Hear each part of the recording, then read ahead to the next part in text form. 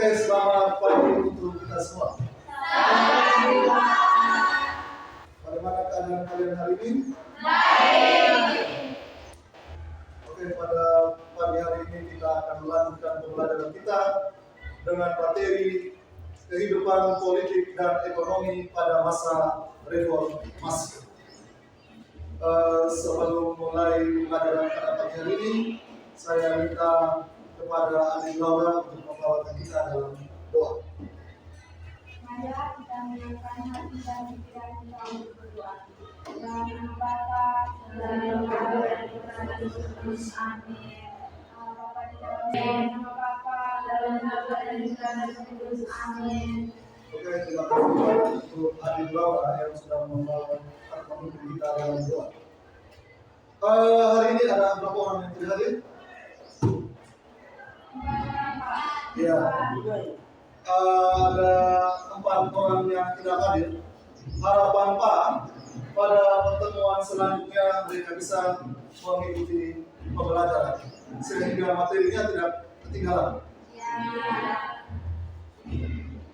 Oke, silakan mempersiapkan segala sesuatu keperluan yang berkaitan dengan pembelajaran kita pada pagi ini. Oke, tujuan pembelajaran yang ingin dicapai hari ini, yang paling pertama itu adalah menganalisis kehidupan politik dan ekonomi pada masa reformasi. Jadi ini yang akan tujuan yang akan dicapai di dalam pembelajaran. Jadi paling pertama itu sebenarnya menganalisis kehidupan ekonomi. Selanjutnya adalah kita menganalisis kehidupan politik. Karena reformasi itu merujuk pada perubahan yang terjadi di dalam suatu masa orde baru. Jadi reformasi ini sebenarnya ada kaitan dengan orde baru. Baik, untuk penilaian hari ini, penilaian hari ini yang Pak ambil itu penilaiannya tentang diskusi kelompok. Jadi harap adik-adik sekalian bisa aktif di dalam kegiatan pembelajaran, baik bertanya atau menjawab.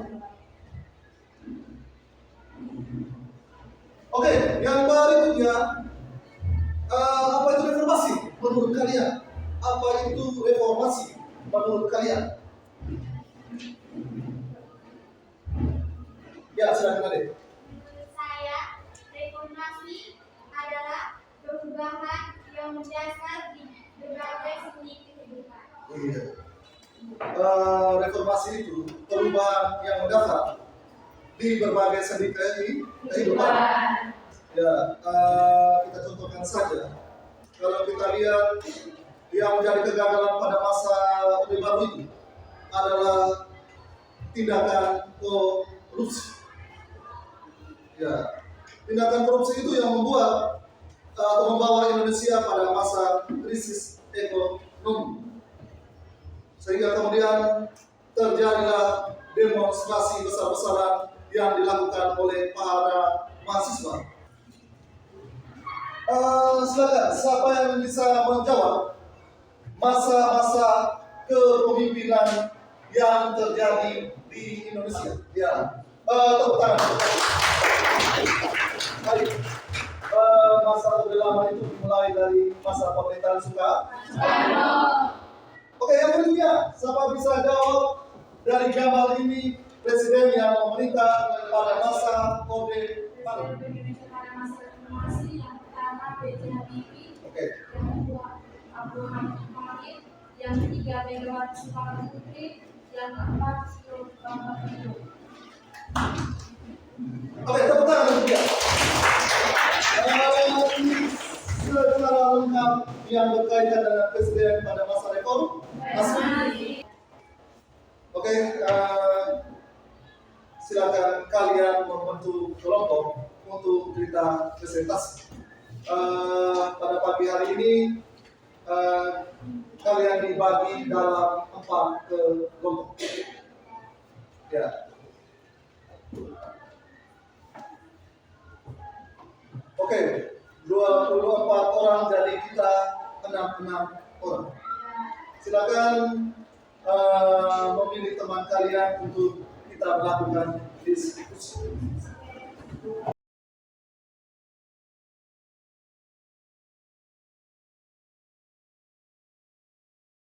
Sedangkan kelompok yang ketiga di belakang itu, kalian membahas tentang kehidupan ekonomi dan politik pada masa Megawati Soekarno Putri. Sedangkan kalian yang terakhir ini, kalian membahas tentang kehidupan politik dan ekonomi pada masa Susilo Bambang Yudhoyono. Oke, waktu untuk mendiskusikan materi kalian diberikan kesempatan 10 menit. Ya, harap meringkas materi itu untuk dibacakan di depan.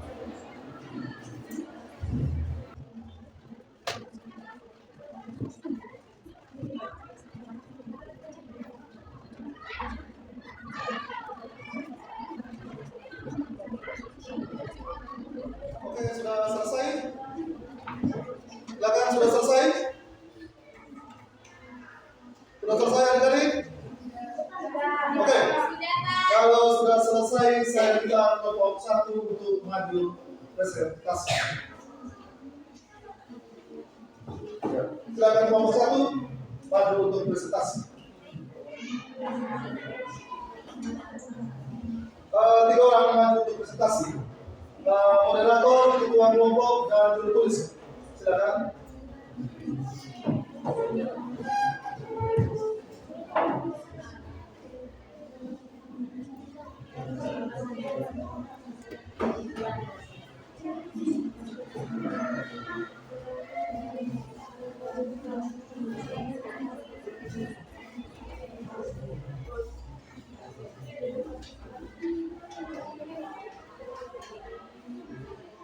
Ya, silakan sudah kelompok 1. Kalau kita yang lain menyimak apa yang disampaikan oleh kelompok 1.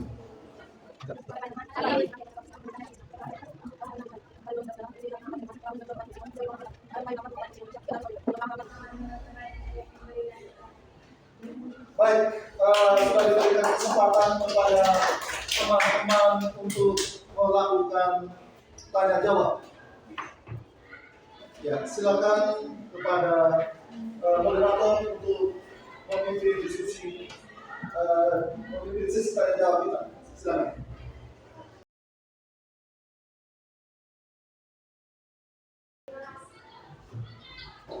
Oke, sudah mencatat pertanyaan dari kelompok 1, silakan sudah. Ya, oke. Sudah mencatat. Yang berikutnya ada sasaran lain dari teman-teman untuk menambah jawaban dari kelompok 1. Kenapa pengangkatan B.J. Habibie dianggap inkonstitusional?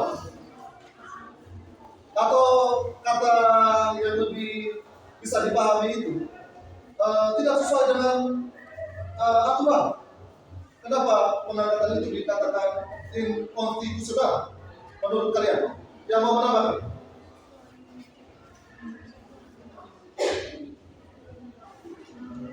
Ya, menurut kalian, kenapa inkonstitusional? Yang dijawab oleh teman-teman kalian tadi, bahwa Habibie itu bagian dari rezim Orde Baru. Ya, sedikit mendekati kebenaran, karena memang yang menjadi wakil dari Soeharto adalah Habibie.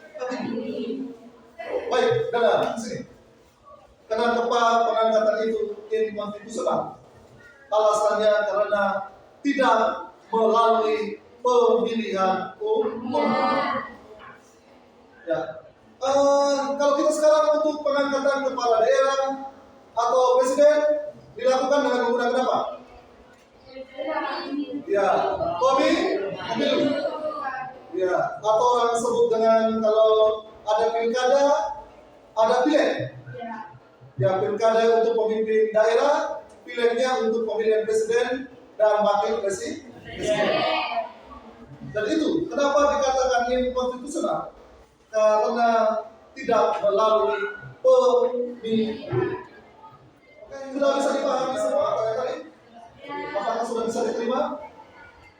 Silakan yang bertanya tadi, apakah sudah bisa diterima? Oke, kalau kita lihat kebijakan yang dilakukan oleh B.J. Habibie, kalau kebijakannya, kalau kamu lihat paling pertama itu di bidang ekonomi. Hal yang dilakukan yang paling utama, merekapitulasi perbankan. Ya, dia harus menghitung dulu bank-bank di Indonesia. Yang kedua, melikuidasi bank-bank yang bermasalah.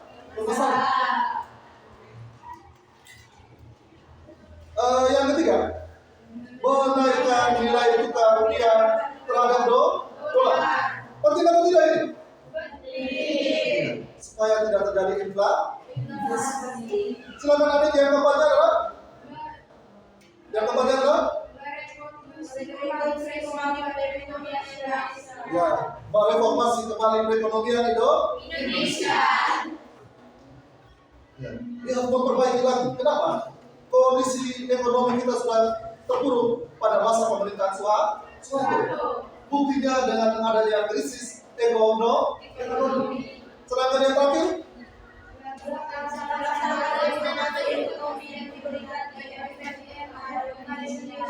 ya, melaksanakan reformasi ekonomi sesuai dengan saran yang diberikan lembaga IMF dan menjelaskan sedikit tentang kehidupan ekonomi dan politik pada masa reformasi presiden yang memerintah di Indonesia.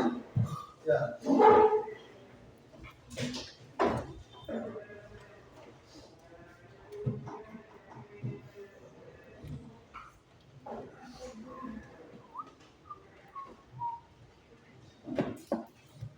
Baik, kalau kita lihat mulai reformasi yang diterapkan di Indonesia, kebijakan yang kedua, penghapusan diri fungsi ABRI yang pertama. Yang keduanya adalah pemerintah BDI memberikan kebebasan berdemokrasi. Sedangkan yang terakhir adalah melakukan pemilihan umum dengan partai semangat. Kenapa diri fungsi ABRI itu harus dibubarkan? Karena ABRI memiliki peran ganda, menangani bidang politik dan menangani bidang militer, sehingga tidak fokus kemudian dibubarkan pada masa B.J. Habibie. Yang kedua, memberikan kebebasan berdemokrasi. Ingat baik jawaban dari teman-teman tadi. PRS itu juga bagian dari demokrasi. PRS itu adalah menyuarakan pendapat masyarakat. Oke, yang terakhir adalah melakukan pemilihan umum dengan partai sebanyak 48 partai. Ya, saya sudah pernah menjelaskan di kau bahwa pemilihan umum di Indonesia asasnya adalah demokrasi. Kebebasan. Jadi nanti di pilkada nanti, kalau orang kasih kamu uang, terima saja. Pilih sesuai dengan hati nurani. Itu yang berkaitan dengan asas kebebasan. Oke, itu pada masa pemerintahan dari Habibie. Yang berikutnya Abdurrahman Wahid. Kita mulai dengan kabinet yang dibentuk pertama adalah kabinet persatuan nasional. Kontroversi sekali yang berkaitan dengan masa jabatan dari seorang nabi Gus Dur. Ya. Kenapa kontroversi? Yang pertama adalah memberhentikan beberapa menteri penerangan dan menteri sosial. Itu kontroversi. Yang berikutnya, di dalam kabinetnya ada menteri yang diangkat melakukan korupsi. Ya, kalau menteri itu sudah korupsi berarti menimbulkan ketidakpercayaan dalam masyarakat. Oke, serangkaian di bidang ekonomi ini membentuk Dewan Ekonomi Nasional untuk memperbaiki kehidupan yang produktif pasca reformasi. Ya. Sedangkan ini di bidang politiknya, dia dikenal sebagai bapak pluralis. Ya, Pak sudah jelaskan tadi. Sudah paham pluralisme tadi? Oke. Yang berikutnya mengganti nama Irian Jaya menjadi Papua. Oke, kita lanjut yang berikutnya adalah masa kepemimpinan dari ini program di dalam bidang politiknya. Privatisasi BUMN. Presiden Megawati menjual saham besar untuk menurunkan tingkat inflasi. Yang keduanya adalah mengadakan pertemuan Asia untuk panduan kepada utang luar negeri. Oke, sedangkan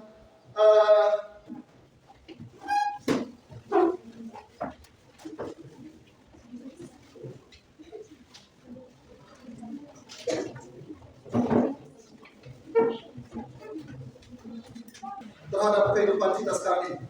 Yang kedua, tulislah program kerja kabinet gotong royong pada masa pemerintahan Megawati Soekarno Putri. Baik, kita mulai dengan menjawab LKPD yang diberikan tadi. Silakan kepada adik-adik yang mau menjawab, dipersilakan. Ya, silakan. Menurut saya, kehidupan masyarakat Indonesia pada masa reformasi ditandai dengan adanya kebebasan berekspresi yang memungkinkan munculnya berbagai bentuk rasa menghadapi kinerja serta kebijakan pemerintah dan kebebasan hati nurani partai individu. Iya, benar sekali. Tepuk tangan untuk Bapak. Baik, kalau berkaitan dengan kehidupan nyata reformasi sekarang, hal yang paling nyata itu yang berkaitan dengan pemilihan umum. Ya, kalau kita lihat pemilihan umum sampai sekarang, partai yang terlibat juga di kisaran 15 sampai dengan 20 partai. Itu menunjukkan bahwa ada demokrasi di dalamnya. Itu berkaitan dengan partai. Yang berikutnya, pemberlakuan yang sama di bidang hukum. Tidak ada menganaktirikan orang-orang tertentu di dalam hukum. Semua diperlakukan di depan umum secara merata di bidang hukum. Sudah digiatkan yang berikutnya yang berkaitan dengan pemberantasan korupsi. Yang berikutnya hak memilih dan dipilihnya sudah tidak dijalankan. Ya, bahwa di masa reformasi ini sudah menjalankan orang sebut dengan asas demokrasi. Ini bagian dari reformasi. Pers juga sudah bisa meneliti pemerintah, tidak dibatasi lagi. Bisa? Ya, itu untuk pertanyaan yang pertama. Silakan siapa yang mau menjawab pertanyaan kedua. Yang sudah dapat, ya silakan. Silakan yang mau menjawab pertanyaan kedua. Pada tanggal 9 Agustus 2001, Presiden Megawati Soekarno Putri membentuk kabinet gotong royong dengan program menjadi acaranya sebagai berikut.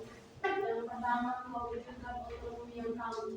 Ya, otonomi yang tahu diberikan kebebasan terhadap setiap daerah. Yang berikutnya, Yang kedua, menyehatkan perbankan Indonesia. ya, menyehatkan perbankan Indonesia.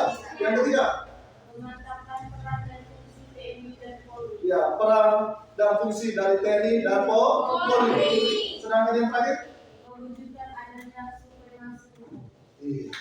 Baik, betul.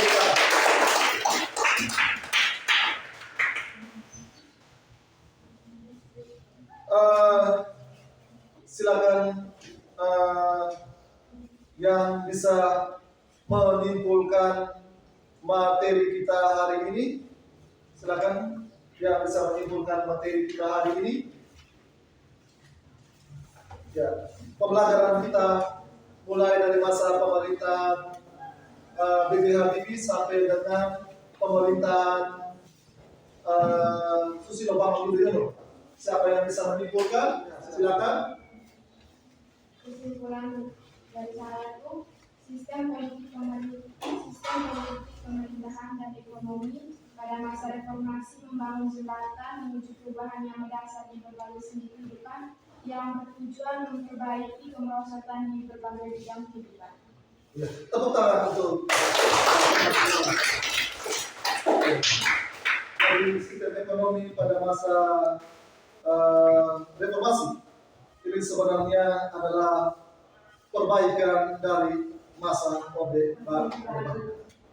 Seperti yang dijelaskan oleh Pak tadi, bahwa pada masa pemerintahan Soeharto ini banyak sekali hambatan yang terjadi, sehingga orang sebut dengan krisis multi dimensi, krisis dari berbagai seni kehidupan. Bagaimana cara yang dilakukan untuk menanggulangi krisis tersebut?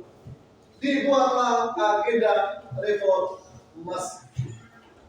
Tujuannya, ingat Bapak, tujuannya adalah memperbaiki segala masalah yang terjadi pada masa Orde Baru. Contohnya tadi dibentuk KPK, fungsinya adalah untuk pemberantasan korupsi. Ini sebenarnya hasil koreksi pada masa Orde Baru. Kegagalan.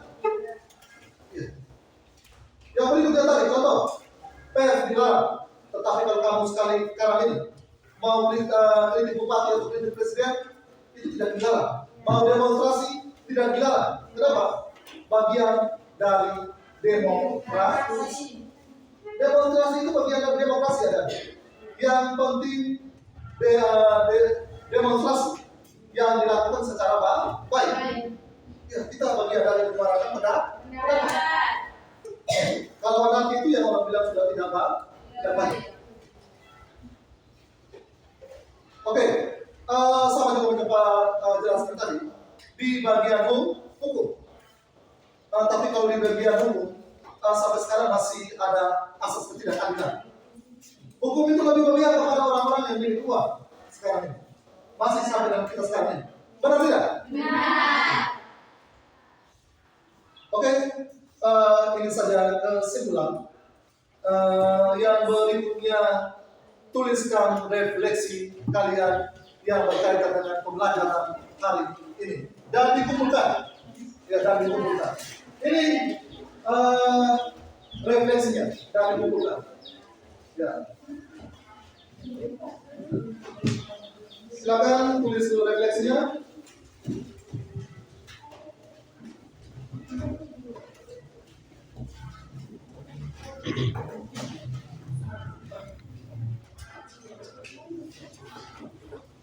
Ya, silakan.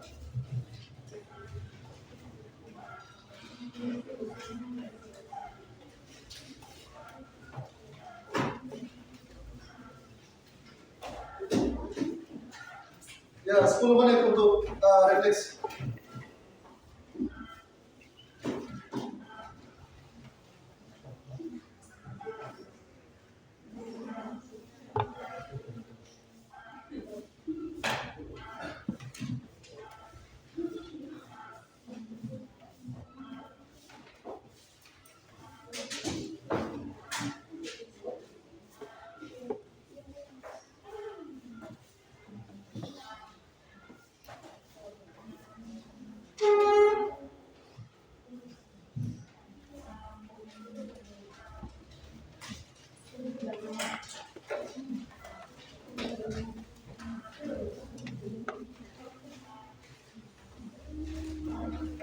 Tulis baik-baik Bu. Ya. Silakan tulis hal-hal yang kamu pelajari atau pahami dalam materi ini, hal yang perlu kalian pahami dan yang ingin dipelajari lebih dalam di pembelajaran hari ini. Ya, tulis dengan nama ya. Ya.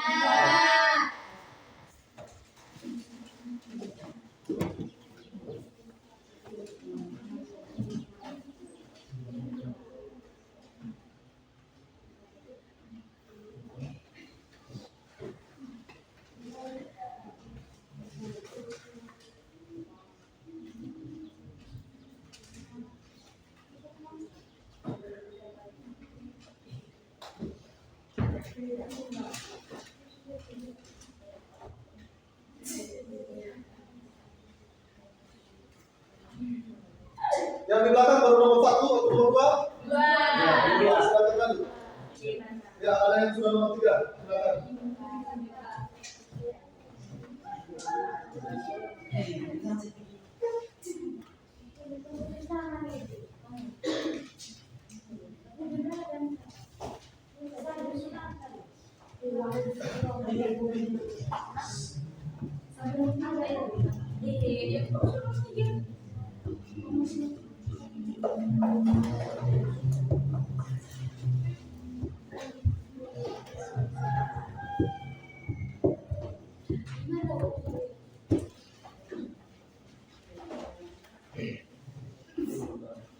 Ya, nanti dikumpulkan.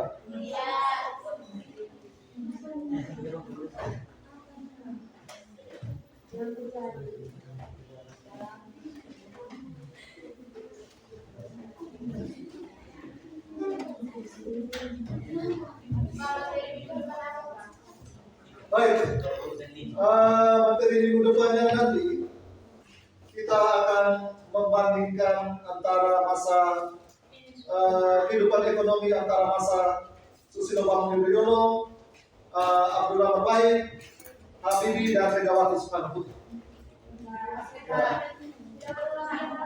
Ya, nanti setelah pembelajaran selesai baru kita ulang.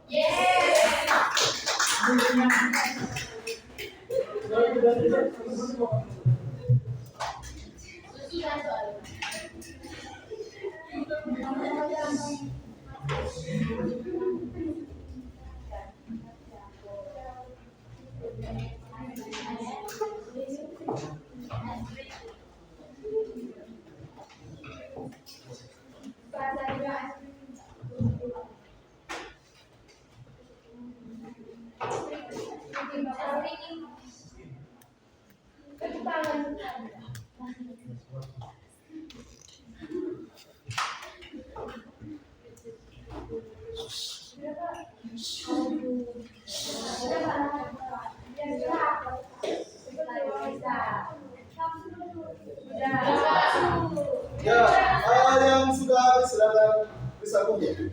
Yang sudah habis.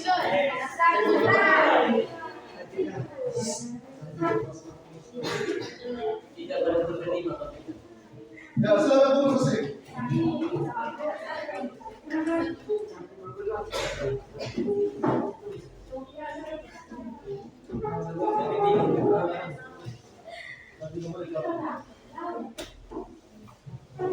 Oke, kita yang lain yang belum silakan lanjut kerja.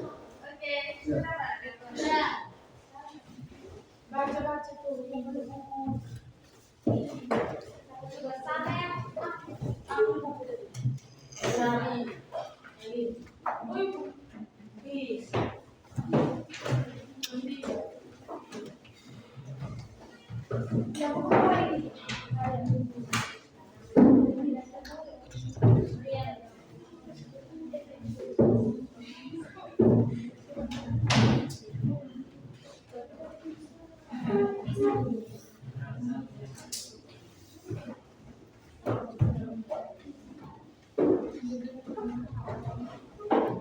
Yang kalau harus itu lebih cepat sedikit. Cepat sih.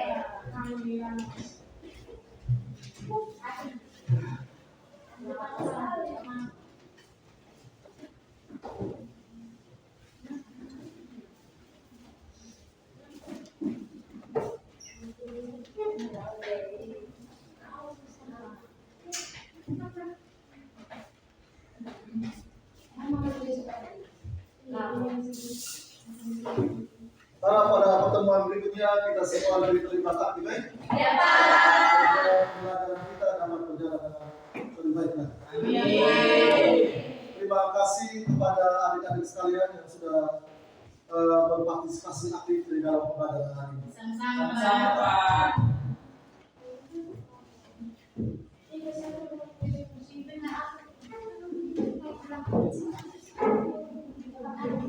Ya, silakan dilihat dulu.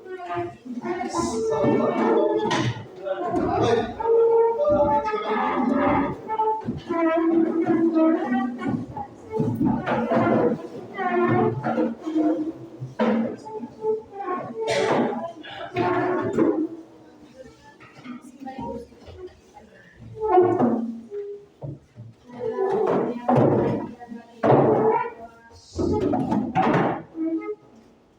Dalam nama Bapa dan Putra dan Roh Kudus. Amin. Tuhan Yesus Kami sudah menyelesaikan pembelajaran kami dan sekarang kami akan istirahat. Lindungilah kami dalam istirahat kami, agar kami dapat menjalankan tugas selanjutnya. Nama-Mu yang kudus kami puji kini dan sepanjang masa. Amin. Dalam nama Bapa dan Bapa dan Putra dan Roh Kudus. Selamat siang. Terima kasih semua.